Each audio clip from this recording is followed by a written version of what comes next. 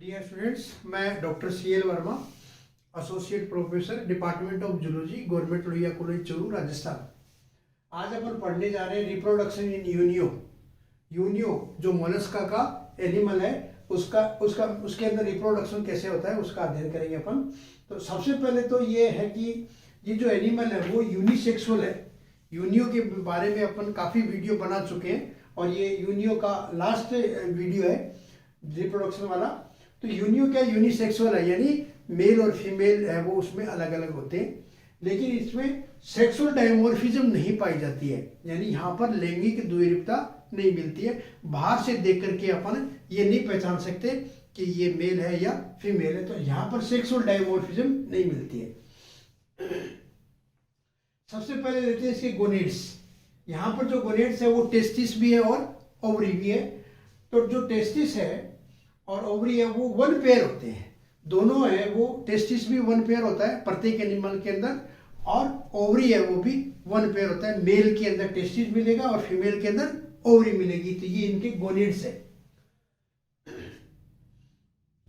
एक पेयर है, ठीक है। ब्रांच है, प्रत्येक जो गोनेड है वो ब्रांच मिलेगा, खूब सारी उसमें शाखाएं निकली हुई होती है। और लोकेशन क्या होती है इसकी, इंटेस्टिनल कोइलिंग, यानी अपन ने पहले भी जहाँ इसकी एलिमेंट्री कैनाल पढ़ रखी है अपन ने, तो इस तरीके से जो इसकी एलिमेंट्री कैनाल होती है उस एलिमेंट्री कैनाल के अंदर इस प्रकार से ये गोनेड्स है। यहाँ पे पूरी कोइल, यानी पूरी की पूरी इंटेस्टाइन की जो कोइल है उस कोइल के अंदर ये यहाँ पर इसमें गोनेड्स पाए जाते हैं। तो गोनेड्स की लोकेशन क्या होगी, फुट के माउथ जो है, माउथ के पास में इनका फुट होता है, फुट के ऊपर की साइड में जो विसरल मास होता है उस विसरल मास में, और विसरल मास में भी कहाँ इसकी जो इंटेस्टाइन है जो मुड़ी हुई होती है, जो गोलाकार है, कुंडलित होती है, कोइल्ड होती है, उसके बीच के अंदर इसके अंदर क्या पाए जाते हैं, टेस्टिस और ओवरी। मेल है तो उसमें टेस्टिस मिलेंगे और फीमेल है तो उसके अंदर ओवरी पाई जाती है। तो ये इनके टेस्टिस और ओवरी पाई जाती है। जो ब्रांच है वन पेयर है, जो टेस्टिस होते हैं वो व्हाइट कलर के होते हैं और जो ओवरी है वो रेडिश कलर की मिलती है। प्रत्येक गोनेड के अंदर से वास डिफरेंस निकलती है, यानी टेस्टिस जो होता है उसमें से जो नलिका निकलती है जिसको बोलते हैं वास डिफरेंस, और जो ओवरी होती है उसके अंदर से जो नलिका निकलती है, ट्यूब निकलती है, उसको बोलते हैं ओविडक्ट। यहाँ पर वास डिफरेंस है और यहाँ पर ओविडक्ट। ये दोनों के दोनों जिस छिद्र के द्वारा बाहर खुलती है उस छिद्र का नाम है जेनाइटल अपर्चर, यानी वास डिफरेंस का भी एंड जो अपर्चर है वो क्या कहलाएगा, जेनाइटल अपर्चर, और ओवरी का भी है वो जेनाइटल अपर्चर कहलाएगा। टेस्टिस के अंदर जो एपिथेलियम होती है वो लास्ट में जाकर के स्पर्म बनाती है और ओवरी के अंदर है वो ओवा बनाती है। ये एक जनरल प्रोसीजर जो करीब करीब एनिमल्स के अंदर होता है।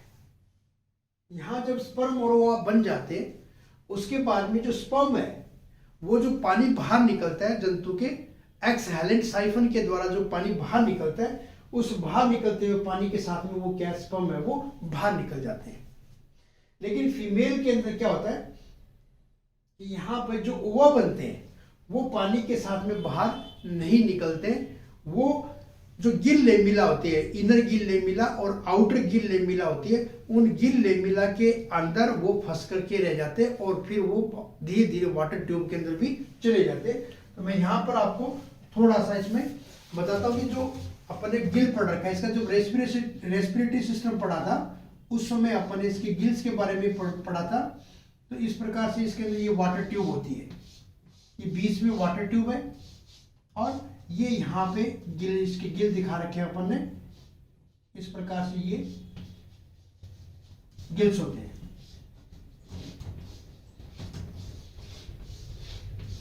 ये अपन सिंपल सा एक डायग्राम बनाए जिसमें ये क्या है, इनर लेमिला और ये आउटर लेमिला, और बीच के अंदर क्या पाई जाती है, वाटर ट्यूब। तो यहाँ पे जो ओवा है वो क्या करेंगे, इस गिल लेमिला के अंदर यहाँ पर फंस करके रह जाते हैं और जो स्पर्म है वो पानी के साथ में बाहर निकल जाते हैं। इसके बाद में आता है इसके अंदर फर्टिलाइजेशन की क्रिया। तो यहाँ पर फर्टिलाइजेशन क्या इंटरनल है, यानी जो स्पर्म निकले हैं वो कहाँ चले गए, बाहर पानी के अंदर, और पानी से वो स्पर्म वापस प्रवेश करते हैं किसी दूसरे एनिमल के अंदर। तो यहाँ पे देखिए ये अपन ने फर्टिलाइजेशन दिखा रखा है, इसमें क्या इंटर इनटू बॉडी, ये जो बाहर जो स्पर्म निकले वो स्पर्म है वो किसी दूसरे एनिमल के अंदर प्रवेश करके और गिल एमिला में जहां पे उनमें एग ऑलरेडी प्रेजेंट है उस एग को जाकर के वो फर्टिलाइज करते हैं। तो इस तरीके से इसके अंदर है वो इंटरनल फर्टिलाइजेशन पाया जाता है। फिर अपन देखते हैं डेवलपमेंट। यहाँ पे अर्ली जो डेवलपमेंट है उसमें क्या है, यहाँ पर होलोब्लास्टिक अनइक्वल क्लीवेज होता है। होलोब्लास्टिक का मतलब पूरे अंडे के अंदर विदलन की क्रिया, क्लीवेज की क्रिया होगी, और अनइक्वल का मतलब जो शेल बनेगी वो दो प्रकार की बनेगी। छोटी वाली को अपन माइक्रोमियर बोलते हैं और बड़ी वाली को मेगामियर बोलते हैं। तो इस प्रकार से खूब सारी सेल बन जाती है। तो क्या बन गया, ब्लास्टुला। तो उस ब्लास्टुला के अंदर दो प्रकार की सेल है, माइक्रोमियर और मेगामियर। ये जो मेगामियर सेल होते हैं इनमें इन्वेजिनेशन की क्रिया होती है, इनमें विदलन, इसमें अंतर्वलन होता है, यानी इन्वेजिनेशन होता है और गेस्टुला बन जाएगा। और गेस्टुला के अंदर क्या होगा, एक कैविटी होगी जिसका नाम अपन जानते हैं सभी, आर्केंट्रोन उसका नाम होता है। अब इस गेस्टुला का जो अपर पार्ट है, इस गेस्टुला का जो अपर पार्ट है उसके अंदर इन्वेजिनेशन होता है। Invagination in upper part of embryo, ये जो गेस्टुला बन गया इसी को अपन अर्ली एम्ब्रियो बोल रहे हैं।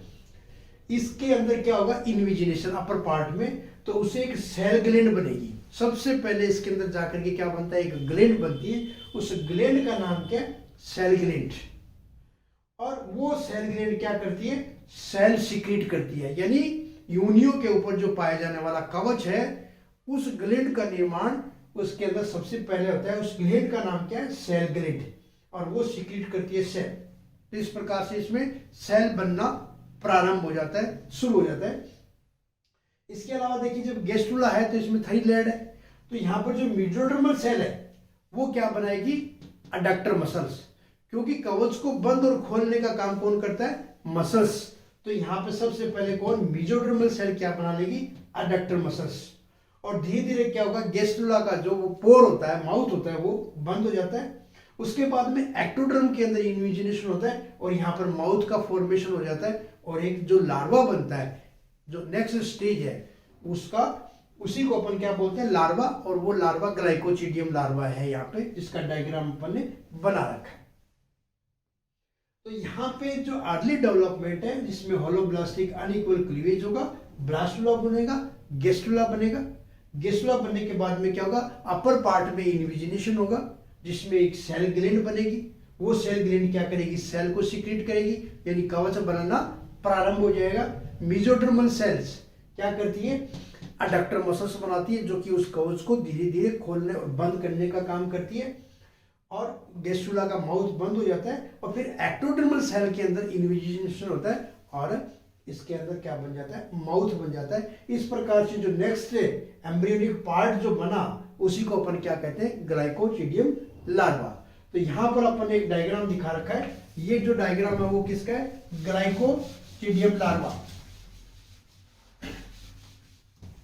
क्या है इसमें देखिए आप, इसकी संरचना में देखिए, आपने पहले ही बताया था कि यहाँ पे क्या बन गई, सेल ग्लैंड।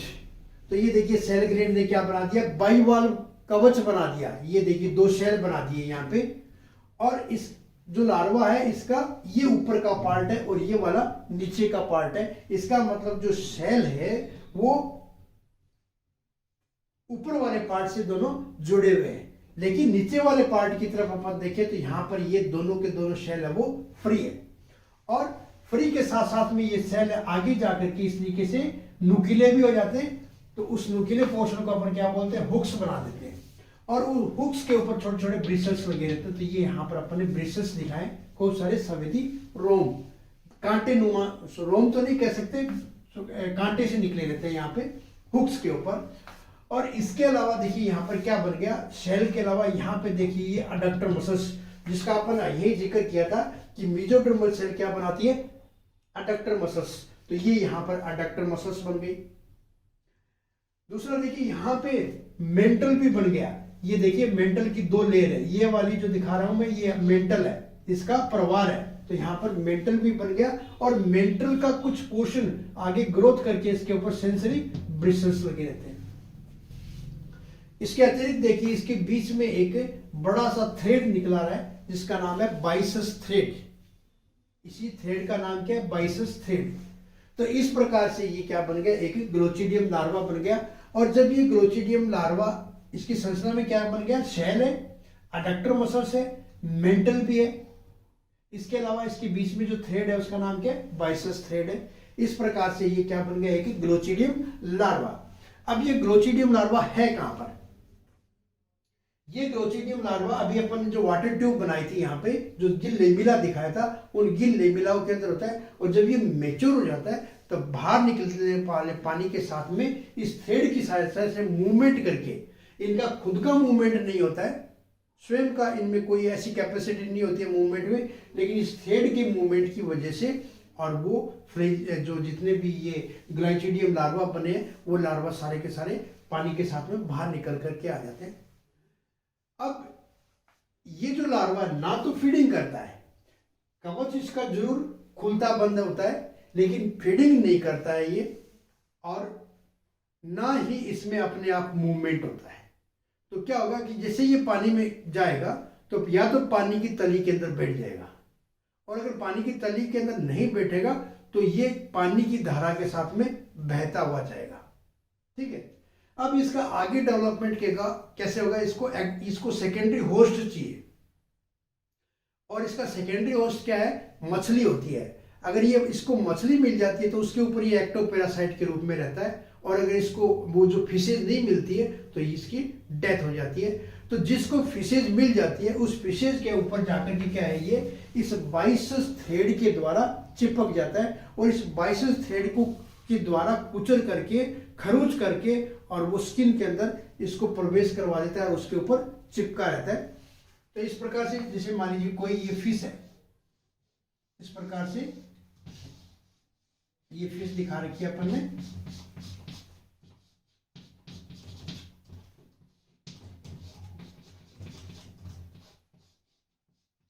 तो कोई भी फिश जो होती है उस फिश के ऊपर आकर के ये अटैच हो जाता है, किसके द्वारा, बाइसस थ्रेड के द्वारा यहां पे ये आकर के अटैच हो जाता है, और इस बाइसस थ्रेड को इसकी स्किन के अंदर डाल देता है।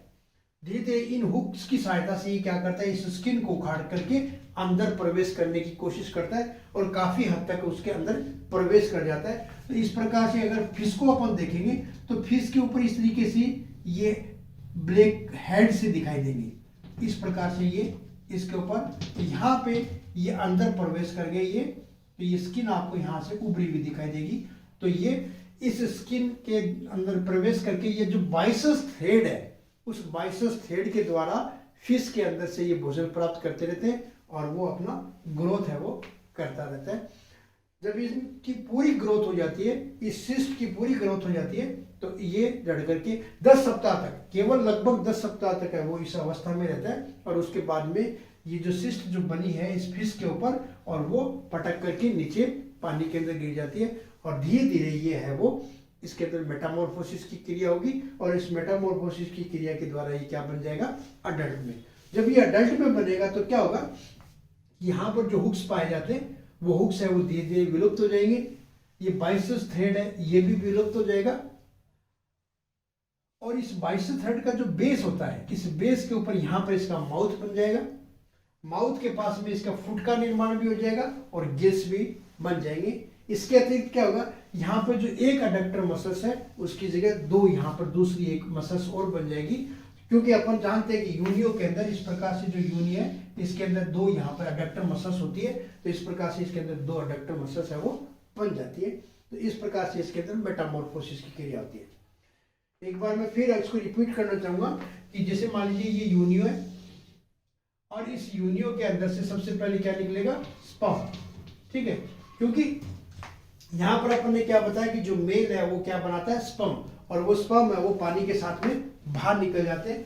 अब मान लीजिए ये दूसरा यूनियो फीमेल, उसके अंदर ये स्पर्म है वो प्रवेश कर जाते हैं, और प्रवेश करने के बाद में इस यूनियो का अपन कवच उखाड़ करके अगर डायग्राम देखें तो यहाँ पे अपन ने खूब सारे इस तरीके से एक डायग्राम बनाया था, आपको याद हो तो ये यहाँ पर इसके गिल्स होते हैं, इन गिल्स के अंदर क्या है, ऑलरेडी क्या होते हैं, फीमेल है तो इसके अंदर ऑलरेडी ओवा रहते हैं, और यहाँ पे फर्टिलाइजेशन की क्रिया होती है, और फर्टिलाइजेशन की क्रिया के बाद में यहाँ पर क्या डेवलप होता है, ग्लाइकोचिडियम लार्वा, और इस लार्वा की संरचना अपन यहाँ पर बता चुके हैं। और ये लार्वा बाद में पानी के जब मेच्योर हो जाता है तो पानी के साथ में ये ग्लाइकोचिडियम